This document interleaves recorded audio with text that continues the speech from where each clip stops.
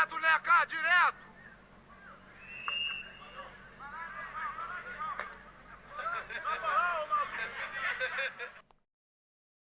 Saya lagi di rumah nih guys. Jangan lupa like, comment, and subscribe. And subscribe. And subscribe.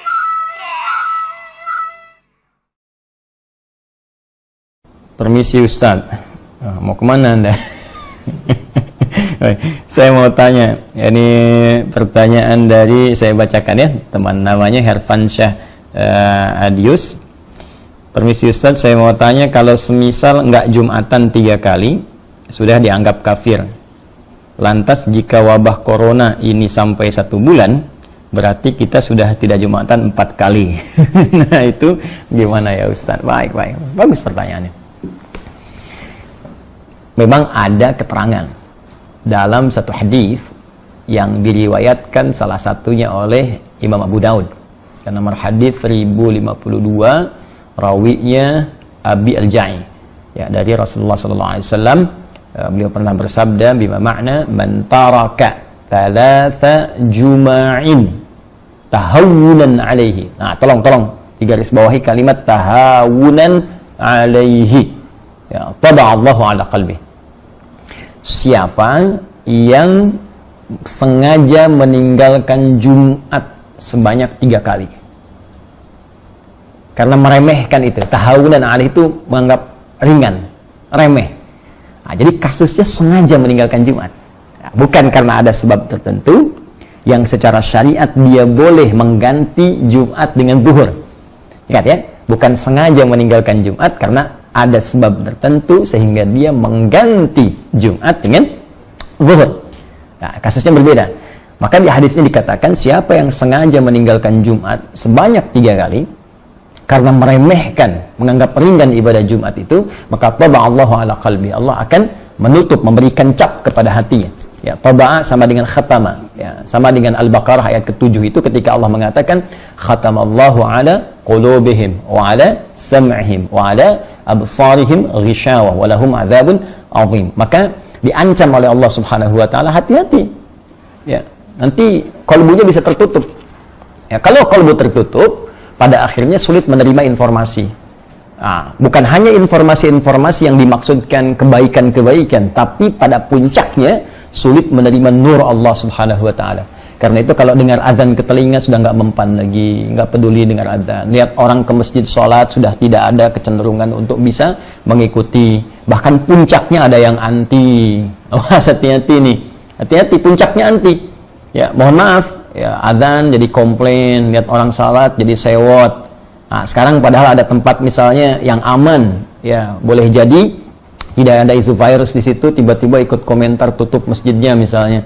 Nah, ini aneh nih, saat masjid buka Anda tidak ada, ya, saat masjid sekarang ada corona ramai Anda minta ditutup, padahal orangnya nggak pernah ke masjid misalnya. Nah, itu juga hal yang penting untuk kita dudukan dengan cara yang baik. Jadi yang dimaksud kondisi sekarang corona ini kondisi yang berbeda yang dimaksudkan hadis yang tadi.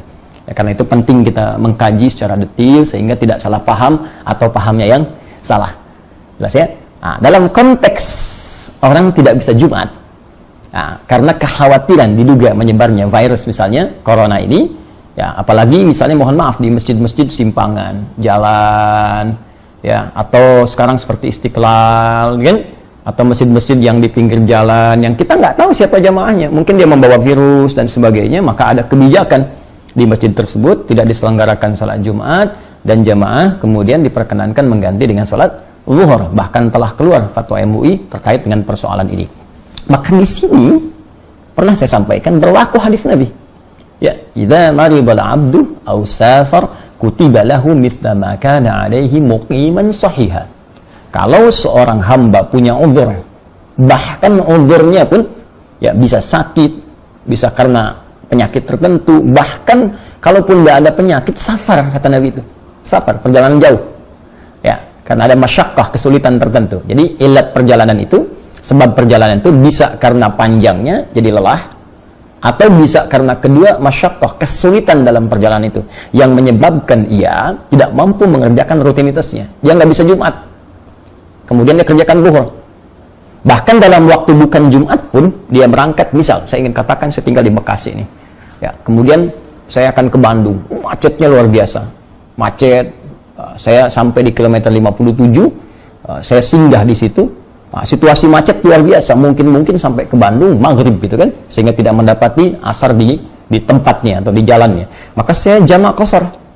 Ya, saya gabungkan zuhur dengan asar, saya persingkat jadi 2. Itu dalam situasi jamak qasar pun, kata Nabi, Anda mendapatkan pahala sempurna seperti Anda biasa kerjakan sebelumnya dalam rutin. Jadi kalau Anda biasa ke masjid, dapat pahala ke masjid. Ya, dapat pahala komplit. Bahkan kalau Jumat pun Anda nggak Jumatan, Anda kerjakan zuhur, pahalanya dapat senilai Jumat. Itu hadis. Nah, jadi ini pentingnya kita mengaji sehingga bisa menempatkan sesuatu sesuai dengan tempatnya. Jadi jangan sampai ada pembicaraan begini misal, lebih baik saya berjuang ke masjid, kalau meninggal pun sedang syahid di masjid. Anda nggak bisa pastikan meninggal di mana. Aduh baik, hati-hati, kita nggak bisa pastikan. Jangan-jangan nanti Anda ke masjid meninggalnya di rumah, dan ke rumah bawa virus misalnya. Virusnya menyebar pada keluarga, pada anak, pada istri. Ini lebih bahaya lagi.